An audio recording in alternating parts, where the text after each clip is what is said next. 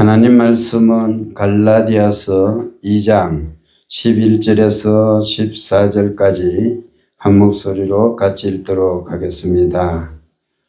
게바가 안디옥에 이르렀을 때에 책망받을 일이 있기로 내가 그를 대변하여 책망하였노라.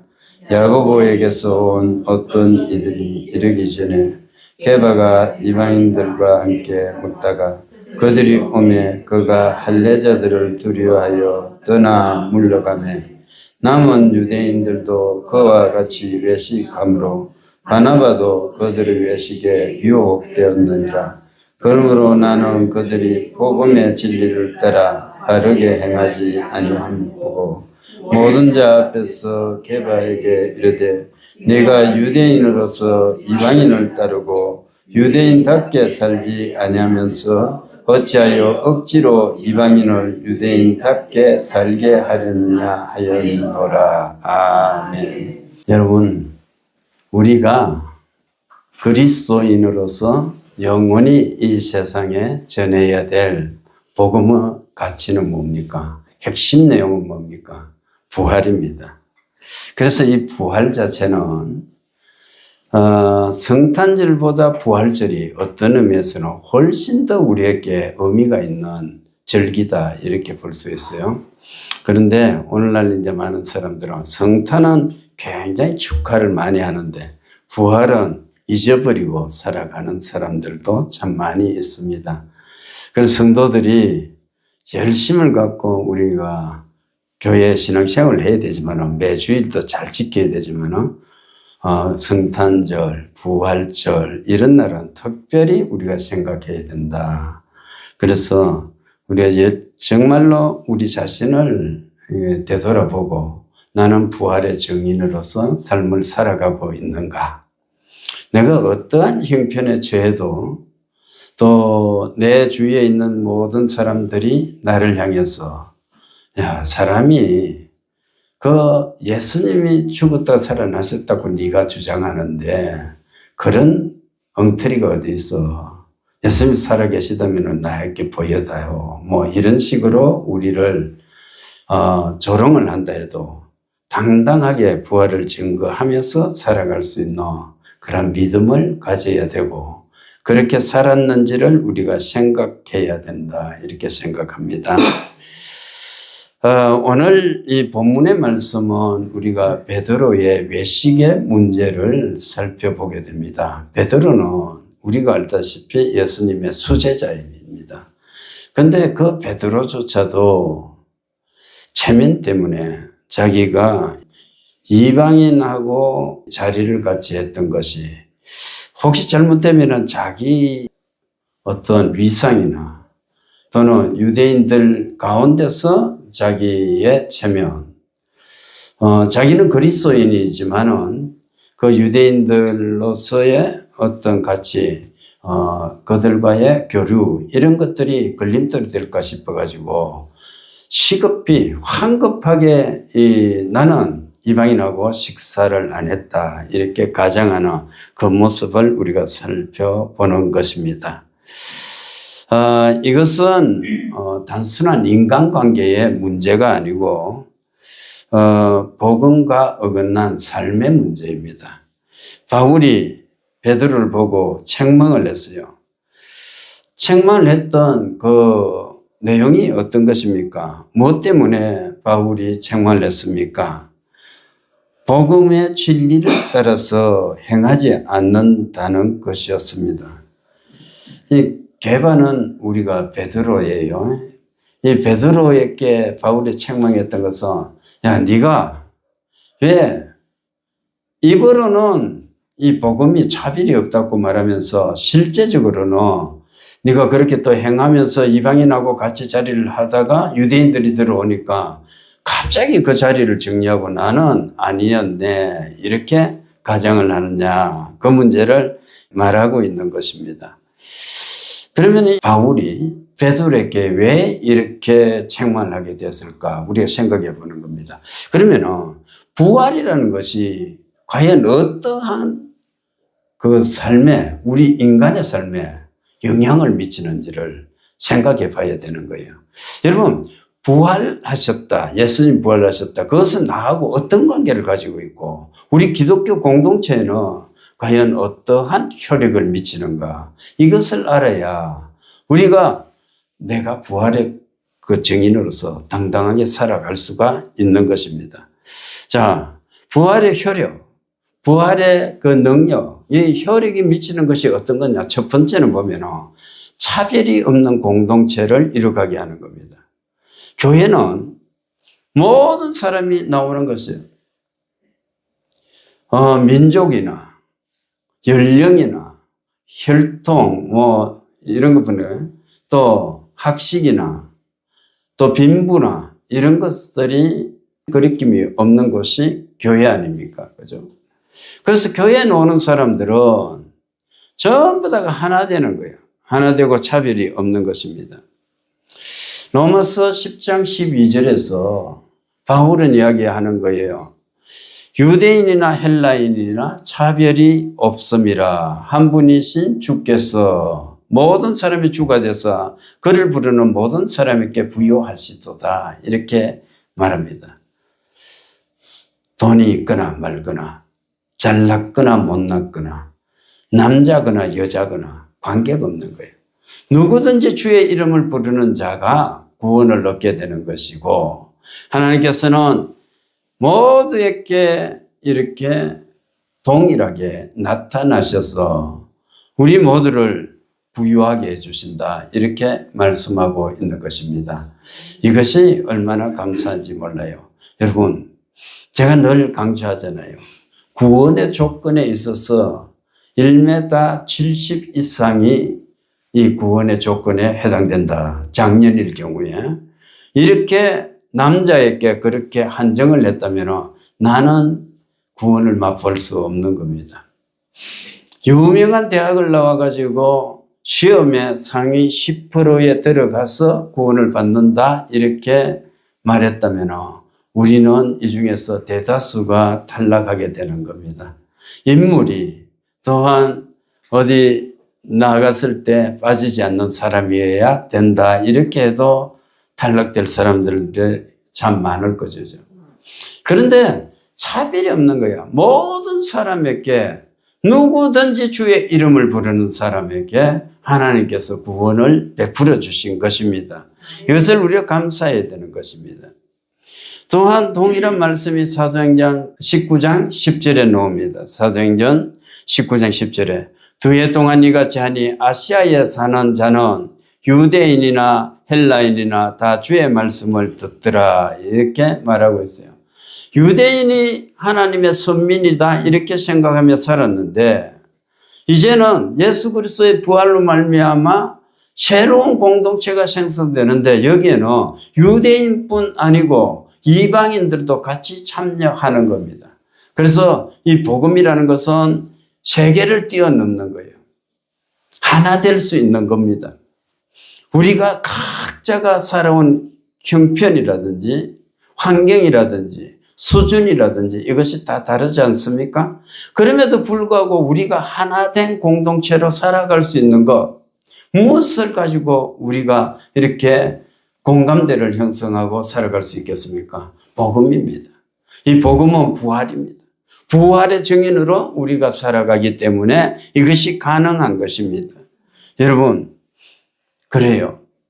성경은 요한복음 1장 12절에서 영접하는 자, 곧 그 이름을 믿는 자들에게는 하나님의 자녀가 되는 권세를 주셨으니 이는 혈통이나 육정이나 사람의 뜻으로 되지 않고 하나님의 능력으로 됐다. 이렇게 선언하고 있습니다. 그 앞에 11절에 보면 예수께서 자기 땅에 오매 자기 백성이 영접지 아니하였으나 이렇게 말하는 겁니다. 자기 땅에 오셨는데도 영접하지 않는 사람은 하나님의 백성이 될 수 없는데 그에 반해서 영접하는 자, 그 이름을 믿는 자들에게는 하나님의 자녀가 되는 권세를 주셨다. 이렇게 선언하고 있는 것입니다.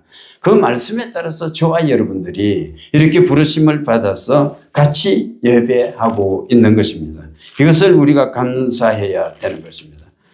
이 차별 없는 공동체에 대해서 동일한 말씀이 골로새서 3장 11절은 이렇게 말씀하고 있습니다.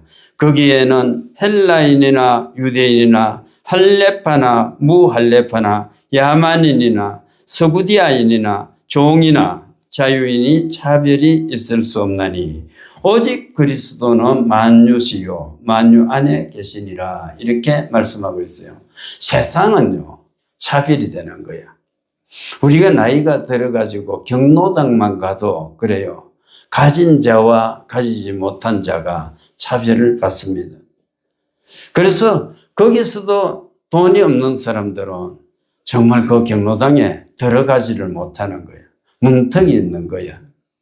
어느 집단이든지 세상의 조직은 다 그렇게 되는 거예요. 그런데 교회는 그렇지 않아요.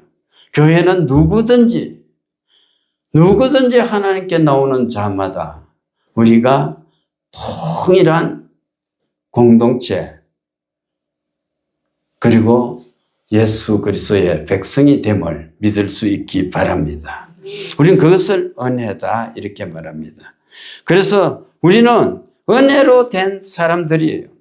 은혜로 하나 된 백성입니다. 첫 번째는 차별 없는 공동체였는데 두 번째 특성이 뭐냐? 부활이 가져온 특성, 효력. 그것은 뭐냐? 하나 된 공동체 회원, 은혜로 하나 된 백성이라는 겁니다. 갈라디아서 3장 28절은 이렇게 기록되어 있습니다.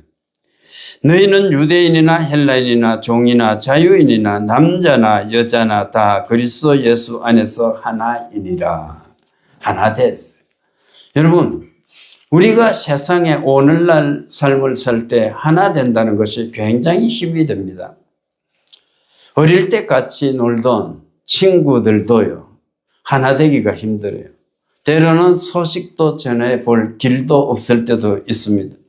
마음 한편에서는 보면 그때 다정했던 친구의 소식을 어떻게 물어볼까 싶은데 소식을 전할 길도 없고 알아볼 길도 없을 때가 있고, 그러다가 늦게서 알게 된 것은 몇 해 전에 그 친구가 세상을 떠났다는 이런 소식도 들려올 때가 있지 않습니까? 세상에서는 우리가 하나 되기가 참 힘이 드는 겁니다. 그것은 가정에서도 마찬가지예요. 사회생활을 하면서 우리가 하나 되지 않는 것, 그거는 어느 정도 우리가 감수를 한다 치더라도 내 가족은 하나가 될 수 있어야 되는데 그렇지 않을 때가 참 많은 거예요. 가족 간에도 의견이 어긋나는 거예요. 여러분, 일전에 우리 뉴스를 봤잖아요. 사위하고 딸이 장모를 죽인 사건, 대구서 있었던 사건이죠. 그 요인이 뭡니까? 설거지 하는 거 소리 때문에 그게 발단이 됐다 그런 거예요. 사위가 장모를 두들겨 패서 죽였다는 겁니다. 여러분, 이런 시대에 우리가 살아가는 겁니다. 그것은 디모데서를 통해서 바울이 이야기한 대로 정말로 고통스러운 때를 우리가 살아가고 있는지도 몰라요. 디모데 후서에서 바울은 이야기하고 있는 것입니다. 너는 이것을 알라. 말세에 고통하는 때가 이르러 사람들이 자기를 사랑하며 돈을 사랑하며 자랑하며 교만하며 비방하며 부모를 거역하며 감사하지 아니하며 거룩하지 아니하며 무정하며 원통함을 풀지 아니하며 모함하며 절제하지 못하며 사나우며 선한 것을 좋아하지 아니하며 배신하며 조급하며 자만하며 쾌락을 사랑하기를 하나님 사랑하는 것보다 더하며 경건의 모양은 있으나 경건의 능력은 부인하니 이 같은 자들에게서 내가 돌았으라. 이렇게 말하고 있는 것입니다. 참으로 이 악한 세상, 정말로 노아시대처럼 하나님이 세상에 사람 지으셨음을 한탄하사 이렇게 하나님 가슴 속에 정말 아픔이 있는 시대를 우리가 살아가고 있지 않습니까? 하나님이 지금은 신약 시대라서 우리의 행위 하나하나가 마지막 때 예수 그리스도 재림 때 심판하시기 위해서 모아둘 뿐이지. 구약 시대처럼 심판을 했다면 이 세상이 정말로 보존되었겠습니까? 우리 몇 번이나 심판을 당했을 것 같아요. 그런데 그러한 세상, 하나 되지 못하는 세상, 각자가 자기 좋은 대로 행하는 세상, 사사기서에서 성경이 밝혔듯이 그때 이스라엘에 왕이 없으므로 사람들이 자기 소견에 좋은 대로 행하였더라, 옳은 대로 행하였더라, 이렇게 밝혀놓은 것처럼 오늘날 이 시대 사람들도 전부 다가 마음에 하나님 두기를 싫어하면서 자기 소견에 옳은 대로 살아가고 있지 않나 우리가 생각해 볼 수가 있습니다. 그런데 예수 그리스도께서 부활하심으로 인해서 우리 모두를 하나의 끈으로 묶어놨습니다. 그래서 우리는 교회 안에 오면은 세상의 모든 갈등이라든지 두려움이라든지 세상에서 겪는 스트레스라든지 모든 것들이 해소되는 거예요. 그리고 하나된 공동체로서 우리가 삶을 살아가는 것입니다. 그래서 우리는 그것을 정말로 감사하며 살아가는 것입니다. 여러분, 우리 인사 한번 할까요? 우리는 하나입니다. 시작. 우리는 하나입니다. 우리는 그리스도 안에서 하나 된 거예요. 하나 되어서 살아간다는 것이 얼마나 감사한지 몰라요. 차별이 없는 것도 감사한데 하나의 공동체로서 삶을 살아간다. 세 번째, 그리스도의 부활이 우리에게 준 것이 뭐냐? 율법이 아닌 믿음을 우리에게 주셨어요. 전에는 구원을 받기 위해서는 율법이 필요했던 거예요. 그런데 지금은 믿음으로 우리가 구원을 받는 것입니다. 여러분, 전에 율법을 가지고 구원을 얻기 위해서는 우리가 수없이 노력을 해야 되는 겁니다. 그럼에도 불구하고 우리는 불가능하다는 것을 우리가 잘 알고 있습니다. 여러분, 로마서 3장 20절에 바울은 그렇게 기록하고 있습니다.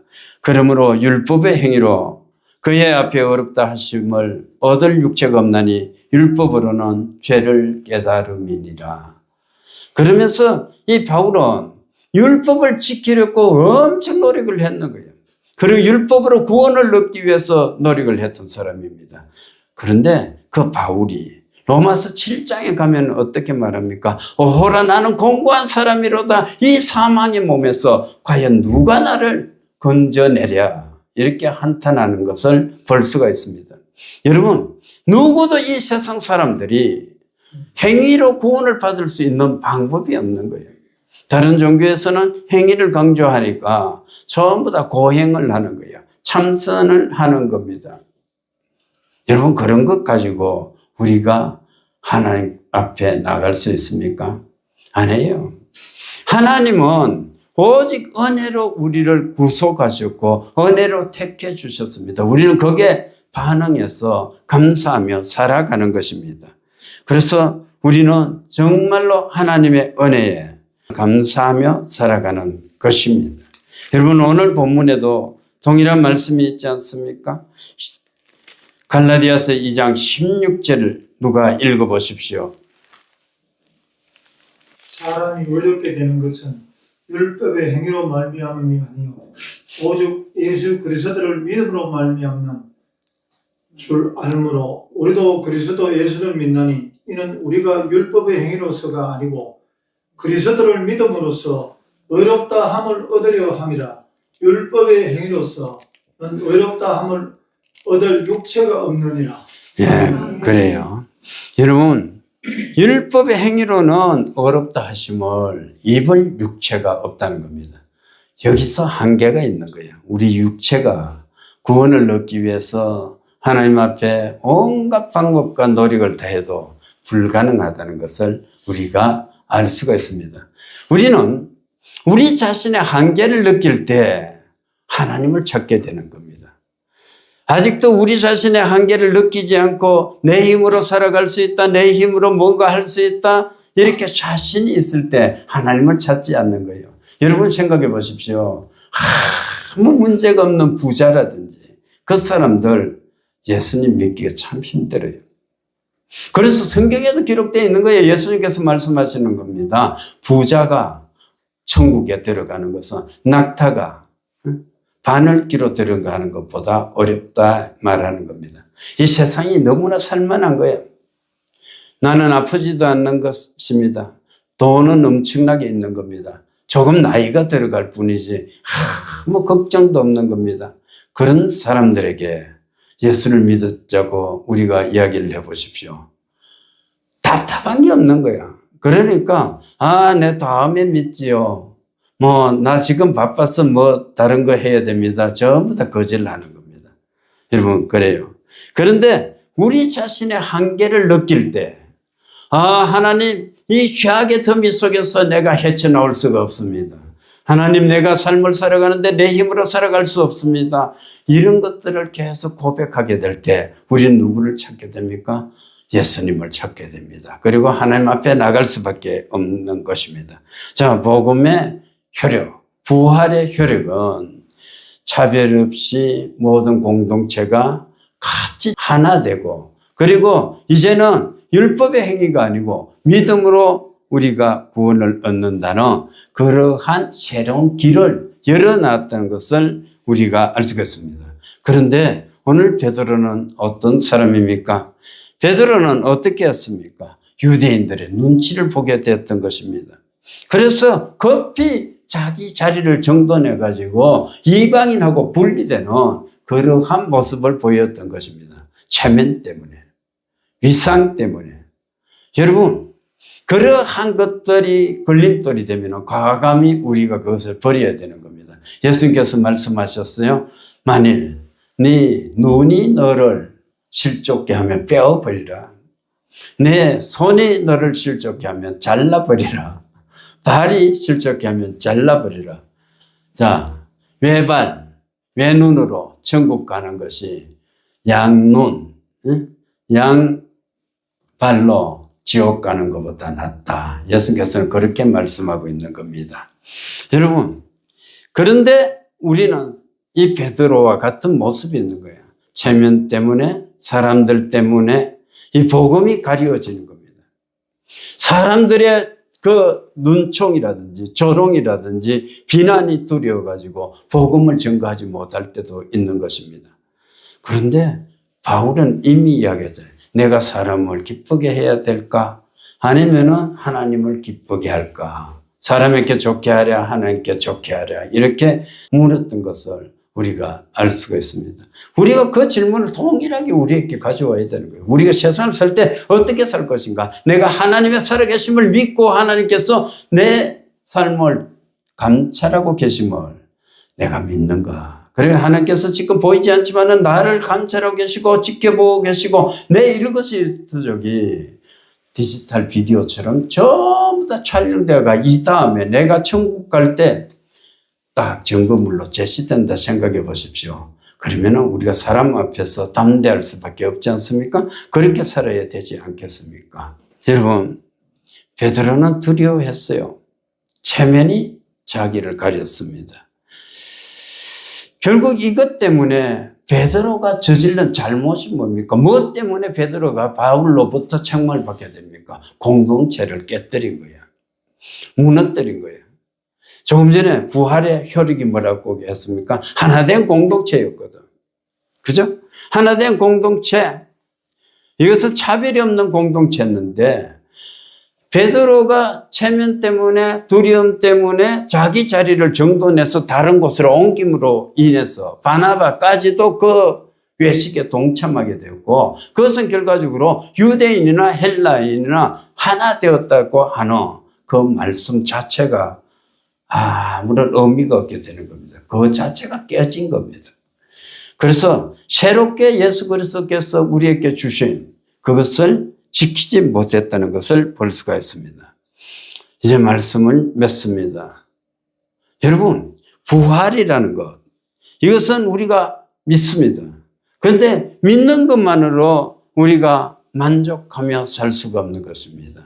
부활은 증거하며 살아야 되고 내가 삶을 살아가는 것은 부활의 증인으로 삶을 살아가야 되는 것입니다. 우리가 부활을 믿는다고 하면서 부활을 믿지 않는 사람들처럼 살아가지는 않는지 한번 생각해 보십시다. 우리는 부활을 믿어야 됩니다. 또 부활을 믿는 그리스도인들은 겉과 속이 동일해야 돼. 동일해야 돼. 겉다르고 속다른 사람이 아니고 정말로 우리가 겉모습이나 속 사람이나 이게 통일해야 돼. 가시가지 않는 거야. 휘선하지 않는 거야. 여러분, 우리가 그렇게 살아야 됩니다. 체면이나 비난이나 조롱이나 그리고 핍박 때문에 복음을 부끄러워해서는 안 됩니다. 오늘날 이 시대는 정말 우리에게 다가오는 것이 하루하루가 숨막히는 그러한 시대를 우리가 살아가는 겁니다. 사람들은 그것을 알지 못해, 느끼지 못하는 거예요. 환율이 1,520원이 되든 1,420원이 되든 관심이 없는 거야. 그런데 환율이 1,520원 이 시대가 계속되면요, 은행이 도산될 수도 있습니다.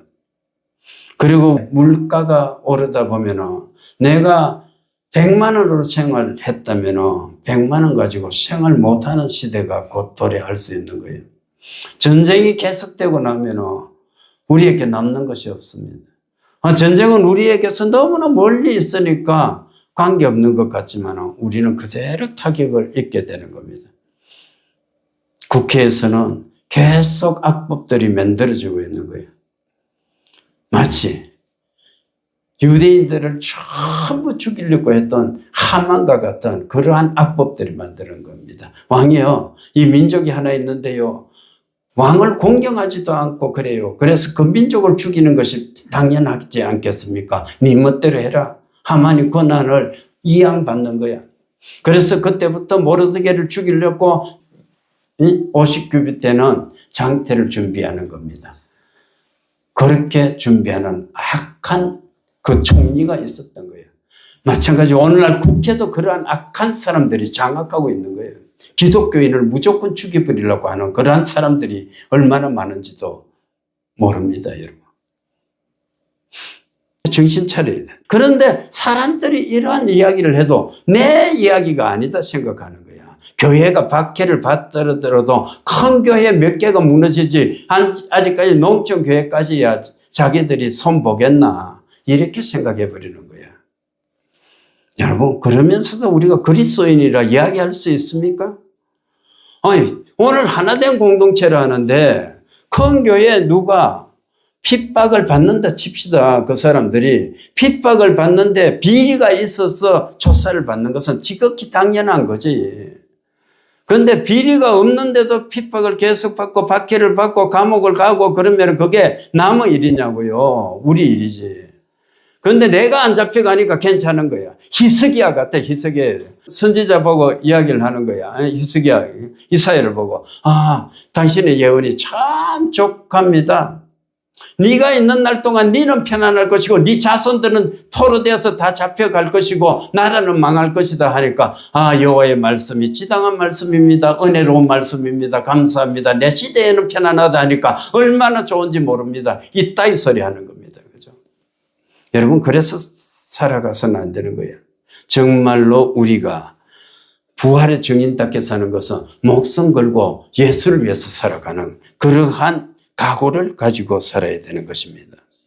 위대한 사도 베드로조차 오늘 체면 때문에 두려움 때문에 외식했던 것을 교훈 삼아서 우리는 실패하지 않아야 되는 것입니다. 오직 믿음으로 은혜로 하나 된 백성인 우리가 차별 없는 공동체, 누구나 이 자리에 나왔을 때 평강을 얻어가는 공동체, 안식을 얻어가는 공동체, 그리스도 예수에 의해서 새롭게 새 생명이 탄생하는 그러한 공동체를 우리가 만들어 가야 되는 것입니다. 저와 여러분이 이 일에 쓰임받는 일꾼이 되기를 다짐하며 이 한 주간도 주님의 영광을 위해서 살아갈 수 있기를 주님의 이름으로 축원합니다. 하겠습니다. 아픈 데 손 얹기 바랍니다. 하나님, 오늘도 우리에게 부활한 그리스도께서 나타나셨습니다. 우리는 부활의 증인으로 살아야 됨을 깨닫게 됩니다. 부활의 효력은 차별 없는 공동체, 하나된 공동체, 율법이 아닌 믿음의 공동체임을 우리가 깨닫게 됩니다. 그럼에도 불구하고 베드로처럼 두려움과 체면 때문에 우리도 나약할 때가 있습니다. 사람들의 비방, 사람들의 조롱, 그리고 세상의 권력의 핍박이 두려워서 우리가 정인답게 살지 못했던 지난 날을 회개하오니 하나님 우리를 용서해 주시옵소서. 그리스도 예수에 의해서 거듭난 사람으로서 앞으로 증인되어 살기로 다짐합니다. 땅끝까지 이르러 증인되라 하셨으니 아버지 하나님, 우리가 그 명령 따라서 오직 복음을 위해서 쓰임받는 종들이 되게 해 주시옵소서. 거룩하신 아버지 하나님, 이 시간도 우리를 불쌍히 여겨주시옵소서. 우리가 병들었습니다. 병든 육체에 우리 손을 얹었습니다. 누구든지 어디서든지 그리스도 예수께 나오는 자마다 어떤 질병이든 다 고침받았음을 우리는 잘 알고 믿습니다. 하나님 마찬가지로 우리 손이 얹혀졌지만 예수님께서 지금 고쳐주심을 믿습니다. 하나님 지금 성령의 불을 내려주시옵소서. 그래서 우리가 고침받게 해주시옵소서. 아버지 하나님, 뜨거운 성령의 불로 우리를 지져주시옵소서. 나사렛 예수의 이름으로 명한다. 더러운 귀신아 떠나가라. 내가 예수 그리스도의 이름으로 명한다. 모든 질병아 떠나가라. 나을지어다. 나을지어다. 나을지어다. 나을지어다. 온전케 될지어다. 하나님 우리를 고쳐주시니 감사합니다. 고침받은 몸으로 뜨겁게 하나님 사랑하며 살아가게 해주시고 우리 입술로 예수께서 나를 고치셨음을 증거하며 간증하며 살아가게 해주시옵소서. 아버지 하나님, 예배 후에 부족하고 연약한 종이 손 얹어 기도할 때 성령의 불을 내려주시되 7배나 뜨거운 불을 내려주시옵소서. 하나님께서 보내셨으니 하나님께서 고치시고 하나님만 영광 받아 주시옵소서. 올 때는 아픈 몸을 가지고 왔을지라도 상한 마음으로 왔을지라도 돌아갈 때는 따라 내 믿음이 너를 구원했으니 평안히 가라. 내 병에서 놓여 건강할지어다 하는 그리스도 예수의 음성을 가슴에 새기며 찬미하며 돌아가게 해 주시옵소서. 함께하지 못한 성도들 어느 곳에 있을지라도 품어주시고 하나님 은혜를 베풀어 주시며 우리 성도들의 생업의 복을 주셔서 이 한 주간도 활기차게 살아가게 해 주시옵소서. 지금은 우리 주 예수 그리스도의 은혜와 하나님 아버지의 무한하신 사랑과 성령님의 감화, 감동, 교통 충만하신 은혜가 부활의 증인 되어서 땅끝까지 그리스도 예수를 증거하며 살기를 다짐하는 이 자리에 있는 모든 성도들 머리 위에, 가정 위에, 생업 위에 이제로부터 영원토록 함께 있을지어다. 아멘.